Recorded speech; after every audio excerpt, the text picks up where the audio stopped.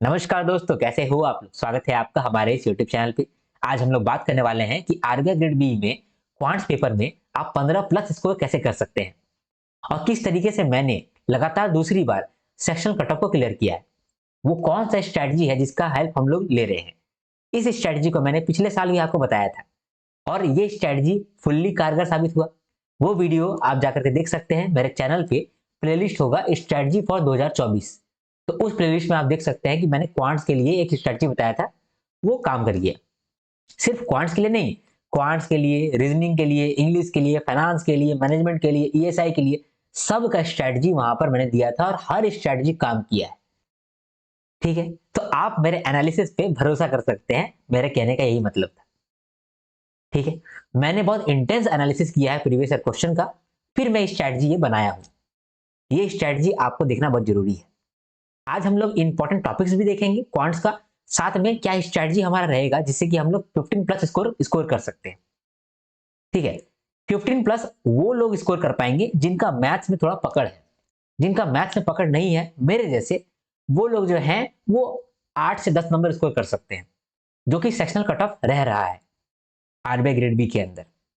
इसीलिए ये वीडियो जो है वो मस्ट वॉच बन जाता है। अंत तक इस वीडियो को देखिएगा, क्योंकि इस वीडियो के अंत तक मैं बहुत सारी चीजों को डिस्कस करूंगा और बहुत सारा डाउट जो है आपका मैं क्लियर कर दूंगा। ठीक है, तो सबसे पहले हमारा एजेंडा क्या है?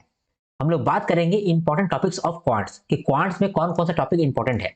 ये इंपॉर्टेंट टॉपिक्स मैंने कहां से निकाले हैं, कहां से मैं कह पा रहा हूं?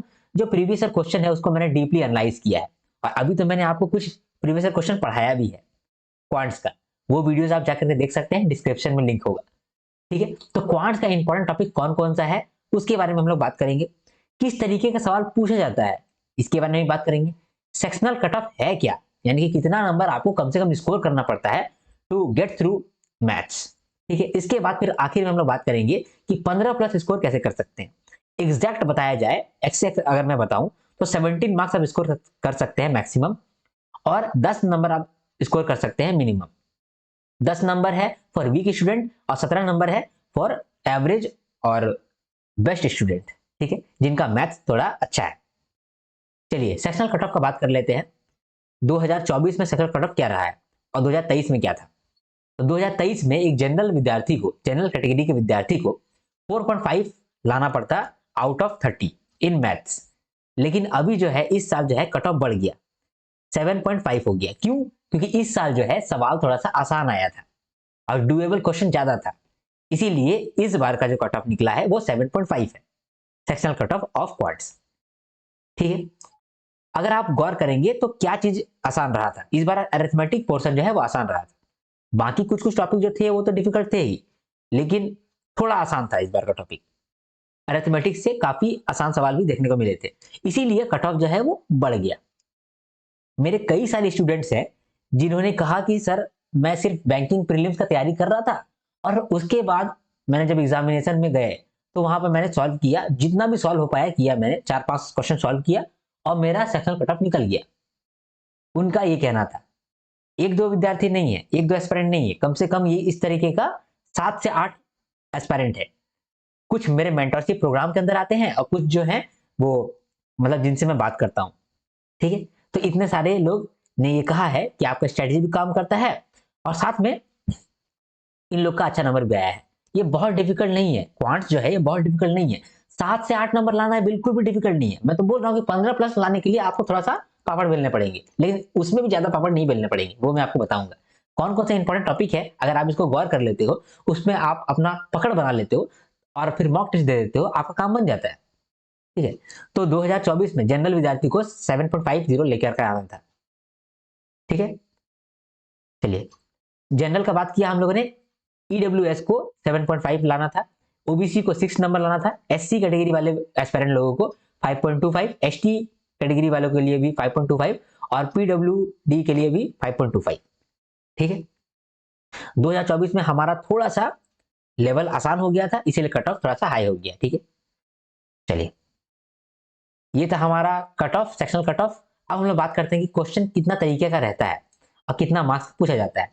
डेटा सफिशिएंसी का 1 या 2 सवाल आपको देखने को मिलता है, जिसमें 4 से 5 नंबर का सवाल हो जाता है। ठीक है, पजल और स्टेटमेंट बेस्ड आपको 4 से 5 सवाल देखने को मिलता है। पजल कैसा पजल? आपने जिस तरीके से रीजनिंग में पजल सॉल्व किया है, तो रीजनिंग में जो सबसे आसान पजल कैसा होता है कि आपको एक टेबल दिया रहता है और कुछ कुछ मिसिंग वैल्यूज रहता है, तो आपको मिसिंग वैल्यूज निकाल लेना होता है, आपका काम बन जाता है। तो सबसे आसान पजल जो आपका रीजनिंग में होता है, उसको ये लोग उठा करके क्वांट्स में डाल देता है और उसके बाद फिर क्वांट्स में क्वेश्चन पूछता है। कभी कभी तो ऐसा पजल बना कर क्वेश्चन पूछता है, या फिर आपको स्टेटमेंट दे देता है, 4-5 स्टेटमेंट दे दिया है, उसको आप सॉल्व करो। तो इस तरीके का 4 से 5 नंबर का सवाल आता है। क्वांटिटी कंपैरिजन का 4 से 5 सवाल आता है। और बाकी जो है वो डीआई है और अरिथमेटिक वगैरह है। डीआई में आपको 3 डीआई मिलते हैं, ठीक है, जिसमें से एक डीआई जो है वो बैंकिंग प्रीलिम्स लेवल का रहता है, एक डीआई बैंकिंग मेंस लेवल का रहता है, और एक डीआई इन दोनों के बीच में यानी कि मॉडरेट लेवल का रहता है। तो अगर आपका डीआई अच्छा है तो प्री लेवल आप कर सकते हैं और थोड़ा बहुत मॉडरेट लेवल भी कर सकते हैं। तो आपको कहीं ना कहीं आराम से 8 नंबर यहाँ पर स्कोर करा जा सकता है डीआई में। और बाकी 8 से 12 नंबर रेस्ट में आ गए, जैसे कि अरिथमेटिक के सवाल आ गए इसके अंदर, ठीक है, इसके अंदर फिर क्वाड्रेटिक इक्वेशन आ गए, बाकी सारे इसमें आ गए टॉपिक्स। कौन कौन से टॉपिक्स अभी देख लेंगे, लेकिन इतना तरीके का सवाल पूछा जाता है। Data sufficiency, quantity comparison, puzzle या फिर स्टेटमेंट बेस्ड, और डीआई बेस्ड, और लास्ट में बाकी मिसलेनियस सवाल, ठीक है। इंपॉर्टेंट टॉपिक्स कौन कौन से हैं ये बात कर लेते हैं। सबसे पहले है क्वाड्रेटिक इक्वेशन। हर साल मिनिमम एक सवाल यहां से आता ही है और मैक्सिमम 3 सवाल आता है। इस साल भी सवाल आया है हमारे शिफ्ट 1 में, शिफ्ट 2 में शायद क्वाड्रेटिक इक्वेशन नहीं देखा गया था, ठीक है। तो मिनिमम एक सवाल तो आएगा ही आएगा, नहीं तो 3 सवाल आ जाएगा क्वाड्रेटिक इक्वेशन से। इसके बाद नंबर सिस्टम। नंबर सिस्टम जो है वो इनडायरेक्ट सवाल पूछता है नंबर सिस्टम से, डायरेक्टली सवाल नहीं पूछेगा, लेकिन हर एक सवाल में नंबर सिस्टम का कुछ वैल्यूज डाल देगा। तो इस बार क्या हुआ था कि एलसीएम इंटू एचसीएफ इस तरीके में क्वेश्चन में डाल दिया था कि एलसीएम इंटू एचसीएफ क्या होगा। तो एलसीएम इंटू एचसीएफ होता है वही दोनों नंबर का प्रोडक्ट, समझे। तो मैंने पीआईक्यू डिस्कस किया है, अगर आपने नहीं देखा है तो देख करके आइएगा। तो नंबर सिस्टम से इनडायरेक्ट सवाल पूछा जाता है, तो ये भी आपका इंपॉर्टेंट टॉपिक बन जाएगा, प्रिपरेशन करने के रिगार्डिंग ये आपका हेल्प करेगा। नंबर सीरीज, नंबर सीरीज के अंदर missing number series, wrong number series regular पूछता है, हर साल पूछता है। 2 नंबर का मिनिमम पूछ सकता है और मैक्सिमम 4 नंबर का पूछता है।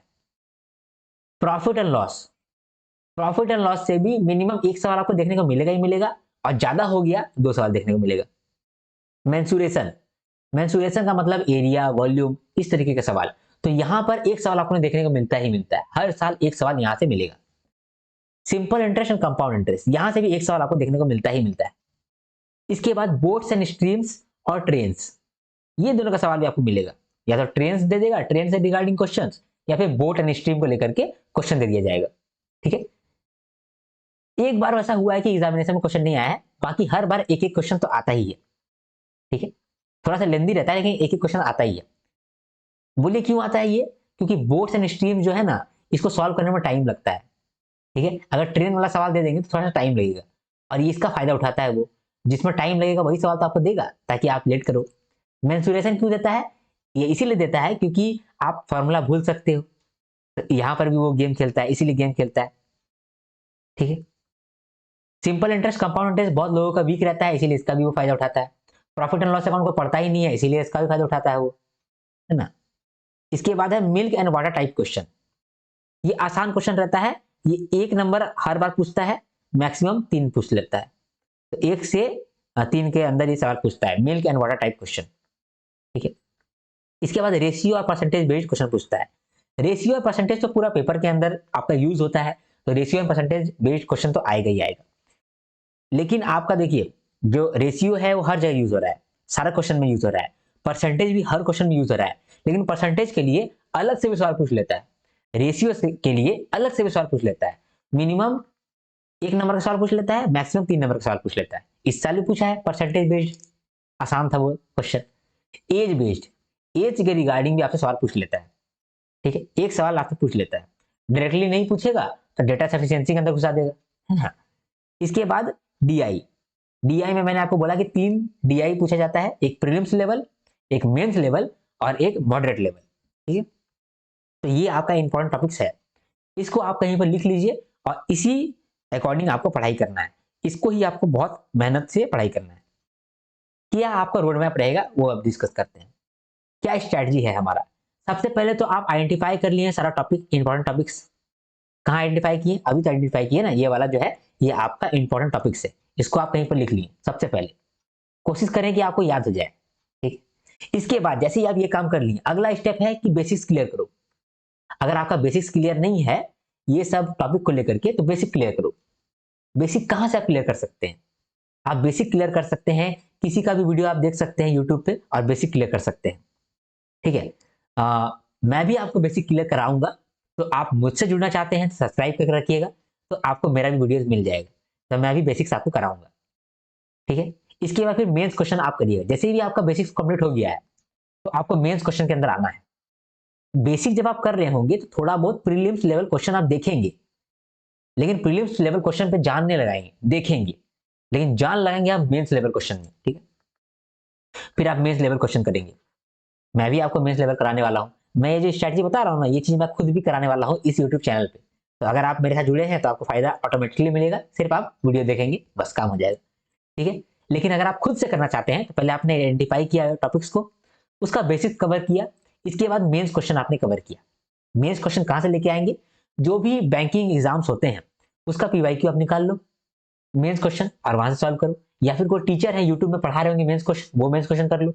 या फिर टेक्स्ट बुक या फिर ऑली बोर्ड, वहां पर मेंस का जो टेस्ट होता है, मॉक टेस्ट होता है, वहां से क्वेश्चन निकालो और सॉल्व करो, एकदम इत्मीनान से सॉल्व करो। और कोशिश करो कि आप रेगुलर सॉल्व करते करते करते करते उसमें कमांड हासिल करो। उसके बाद फिर आप मॉक दो। जब आप मॉक रेगुलर देने लगेंगे ना, तो आपको एक स्किल डेवलप होगा आपके अंदर ऑफ आइडेंटिफाइंग डुएबल क्वेश्चन, कि आप एग्जामिनेशन में डुएबल क्वेश्चन किस तरह ढूंढते हैं और फिर सॉल्व करते हैं। एग्जामिनेशन में आपको 3-4 सवाल ऐसे मिलते हैं जिसको आप सॉल्व नहीं कर सकते, उसको सॉल्व करने के लिए बनाया नहीं रखा गया है। आप सॉल्व कर लेंगे, 4 घंटा लगेगा सॉल्व करने के लिए, सॉल्व तो कर लेंगे, लेकिन एग्जामिनेशन में सॉल्व करने के लिए वो सवाल नहीं रहता है। वो सवाल सिर्फ आपको प्रॉब्लम में डालने के लिए रहता है। तो वो सवाल को कैसे इग्नोर करना है, वो स्किल कैसे आएगा, वो मॉक टेस्ट देने से आएगा। अब मॉक टेस्ट देने के लिए कब आपके पास हिम्मत आएगा? जब आपने मेंस क्वेश्चन को किया हुआ है। अब मेंस क्वेश्चन कब आप कर पाएंगे? जब आपका बेसिक्स क्लियर है। अब बेसिक कब आपका क्लियर हो पाएगा? जब आपको इंपॉर्टेंट टॉपिक्स मालूम है। इसीलिए सबसे पहले आपको क्या करना चाहिए? सबसे पहले आइडेंटिफाई करना चाहिए टॉपिक, जो कि मैंने आपको कर दिया। दूसरा आपको क्या करना चाहिए? बेसिक इसका क्लियर करना चाहिए, जो आपका हो गया होगा। फिर आपको मेंस क्वेश्चन करना चाहिए। इसके बाद फिर आपको मॉक देना चाहिए, और फिर मॉक से आपको एक स्किल आ जाएगा कि किस तरीके से आपको डुएबल क्वेश्चन करना है और छोड़ना है। बस यही करना है, और एग्जामिनेशन में थोड़ा सा पेशेंस लेकर के काम करना है। बहुत लोगों से बात करता हूं, वो लोग कहते हैं कि सर मेरा मैथ तो अच्छा है, इसके बावजूद हम जाकर के स्कोर नहीं कर पाते हैं। तो मैं पूछता हूँ कि क्यों, ऐसा क्या है प्रॉब्लम? तो कुछ लोग बोलते हैं कि टाइम मैनेज नहीं हो पाता, कुछ बोलते हैं कि पैनिक कर जाता हूँ, ठीक है। तो एग्जामिनेशन को भी हैंडल करना एक बड़ा बात होता है। ये सब जब आप स्ट्रेटजी फॉलो कर लिए हैं, तो आप ये बात के लिए भी आप रेडी रहिए कि एग्जामिनेशन में कुछ सवाल ऐसे होंगे ही जो कि मुझसे सॉल्व होंगे ही नहीं। जितना मेरे से सॉल्व होगा उतना मैं सॉल्व करके आऊंगा। इस अप्रोच के साथ जाइएगा तो आपका क्वांट्स में कट ऑफ क्लियर होगा। कट ऑफ क्लियर करने की बात है, आप डोमिनेट करोगे, ये मेरा वादा है, ठीक है। अब यहाँ बात करते हैं कि कौन कौन सा डुएबल टॉपिक अक्सर रहता है, ठीक है। और मैं कैसे कह पा रहा हूँ कि जो वीक स्टूडेंट है वो 10 नंबर ला सकते हैं, और जो अच्छे स्टूडेंट है, मॉडरेट स्टूडेंट है, वो 17 नंबर ला सकते हैं। स्टेटमेंट बेस्ड जो है उसमें से एक एक नंबर का क्वेश्चन जो रहता है वो आसान रहता है। और अगर आप थोड़ा सा आप और टाइम लगा करके पेशेंस के साथ काम कर लेंगे तो आप 2 सवाल सॉल्व कर पाएंगे, इसमें 2 नंबर इकट्ठा कर पाएंगे। डेटा सफिशिएंसी का जो सवाल होता है, आप 2 सवाल इजीली सॉल्व कर सकते हैं अगर आपका बेसिक्स क्लियर है, ठीक है। तो मैक्सिमम भी आप उतना स्कोर कर सकते हैं, मिनिमम भी आप 2 नंबर स्कोर कर सकते हैं। ये जो है मैं वीक स्टूडेंट को बता रहा हूँ, ये जो मिनिमम मार्क्स है ना, ये मैं वीक स्टूडेंट को बता रहा हूँ। ये वाला वीक स्टूडेंट का है, और ये वाला जो है वो एवरेज स्टूडेंट का है। अरिथमेटिक से जो सवाल पूछे जाते हैं, आप एक न एक सवाल आपको आसान मिल जाएगा। अगर आप वीक स्टूडेंट है, आपने थोड़ा बहुत पढ़ाई किया है, तो आप अरिथमेटिक यहाँ पर निकाल लोगे। और जो बच्चा अरिथमेटिक में थोड़ा सा तेज है वो 3 नंबर स्कोर कर लेगा, ठीक है। डीआई का बात करते हैं। डीआई कितना भी डिफिकल्ट हो, अगर आप बेसिक्स क्लियर किए हैं डीआई का, आप थोड़ा सा पेशेंस के साथ पढ़ाई किया है आपने, तो 3 नंबर आप आराम से स्कोर कर सकते हैं डीआई के अंदर। और जो अच्छा बच्चा होगा वो 5 नंबर स्कोर कर लेगा, जो कि मैथ्स में थोड़ा तेज है वो 5 नंबर स्कोर कर लेगा। क्वाड्रेटिक इक्वेशन और नंबर सीरीज, अगर आपने इसको बहुत मेहनत से पढ़ाई किया है, तो आप नंबर सीरीज में से या फिर क्वाड्रेटिक इक्वेशन में से 1 नंबर तो आप स्कोर करेंगे ही करेंगे, निश्चित है। और अगर आपने अच्छा से पढ़ाई किया है तो 2 नंबर आप स्कोर करेंगे ही करेंगे। मेंसुरेशन जो है, अगर आपने मेंसुरेशन को थोड़ा सा डिटेल में पढ़ा है और इसका जो फॉर्मूला है वो आप याद करके गए हैं एग्जामिनेशन में, अब थोड़ा सा पेशेंस से सॉल्व किया है तो वहां पर आप 1 नंबर स्कोर कर पाएंगे। ठीक है, दोनों केस में आप 1 नंबर स्कोर कर पाएंगे। क्वांटिटी कंपैरिजन का सवाल 1 नंबर आप आराम से सॉल्व कर सकेंगे, और जो अच्छे स्टूडेंट्स हैं जो कि थोड़ा पेशेंस के साथ और सॉल्व करेंगे 2 नंबर सॉल्व कर लेंगे। ठीक है, तो मिनिमम आप इतना नंबर तो सॉल्व कर ही सकते हैं, और मैक्सिमम आप इतना नंबर स्कोर कर सकते हैं। तो मिनिमम आपको 10 नंबर स्कोर करना आसान होगा, और मैक्सिमम अगर स्कोर कर पाएंगे तो 17 नंबर स्कोर कर पाएंगे। एक बात मैं थोड़ा क्लियर कर देना चाहता हूं कि 30 आउट ऑफ 30 तो आएगा ही नहीं। आप कितना भी अच्छा स्टूडेंट है 30 आउट ऑफ 30 आएगा ही नहीं। अगर आप ब्रिलियंट स्टूडेंट भी हैं तो आप 22 से 23 से ज्यादा नहीं ला सकते। 20 के ऊपर आपका जाना बहुत मुश्किल है। ये जो 17 नंबर भी बोल रहा हूं मैं, ये 17 नंबर भी आसान नहीं है, लेकिन जिनका प्रैक्टिस ऑलरेडी किया हुआ है, क्योंकि बहुत सारे लोगों से मैं बात करता हूं जो कि मैथ में वीक नहीं है, मैथ में उन लोग का अच्छा पकड़ है, तो उन लोग के लिए मैं कह रहा हूं कि 17 नंबर लाना आसान है। लेकिन बाकी जो स्टूडेंट है, मेरे जैसे स्टूडेंट है, वो आराम से 10 मार्क्स ला सकते हैं। इतना आप टारगेट करो, आप आराम से 8 9 10 आराम से ला सकते हो। मजाक नहीं कर रहा हूं मैं। मैंने पिछले बार 7 नंबर लाए थे, इस बार मैं कितना नंबर लाया हूँ, इस बार 8.5 नंबर लाया हूँ, तो 7 8.5 कवर कर लिया ना मैंने। 10 नंबर में मैं टारगेट कर रहा हूँ और मेरा अच्छा नंबर आ जा रहा है। जब आप टारगेट ही करोगे 20 मार्क्स, तो क्या होगा कि आप पेशेंस के साथ काम कर पाओगे, वहां पर स्कोर कर पाओगे। लेकिन मैं आपको बोलूंगा कि 17 नंबर स्कोर करो, ये टारगेट रखो। 17 मार्क्स आप टारगेट रखो, आप आराम से 15 14 13 इतना तो स्कोर करके ही आओगे। ठीक है, तो ये हमारा स्ट्रैटेजी है, पिछले बार भी ये हेल्प किया था, इस बार भी हेल्प करेगा। ठीक है, बस इतना ही बात मुझे कहना था, और मैं आप थैंक यू बोलूंगा। मैं क्वांट्स का जो पीवाईक्यू है वो मैं अभी करा रहा हूँ। मैंने सॉरी करा क्या रहा हूँ, मैंने करा दिया है। तो क्वांट्स का जो पीवाईक्यू है वो मैंने करा दिया है। अब क्वांट्स का जो बेसिक क्वेश्चन है और प्रीलिम्स लेवल क्वेश्चन है वो मैं कराऊंगा। ठीक है, तो बेसिक्स भी पढ़ाऊंगा और प्रीलिम्स भी कराऊंगा, साथ में मैं जो मेंस लेवल क्वेश्चन है वो आपको दे दूंगा, तो वो भी आप कर सकते हैं। तो आप लाइक करके जरूर रखें, क्योंकि मैं आपके लिए मेहनत कर रहा हूं, तो आप भी मेरे लिए थोड़ा सा अप्रिसिएशन दे सकते हैं। तो आप एक लाइक दीजिए, वो मेरा अप्रिसिएशन के लिए होगा। ठीक है, और कमेंट करें, आपका जो कमेंट होता है वो मैं दिन रात देखता हूँ। ठीक है, सच में मैं दिन रात देखता हूँ, वो मुझे बहुत मोटिवेट करता है, मुझे ऐसा फीलिंग देता है कि मेरा जो एफर्ट है वो सही में आपका हेल्प कर रहा है। तो आप कमेंट जरूर करें, आपका कमेंट मेरे लिए बहुत मायने रखता है।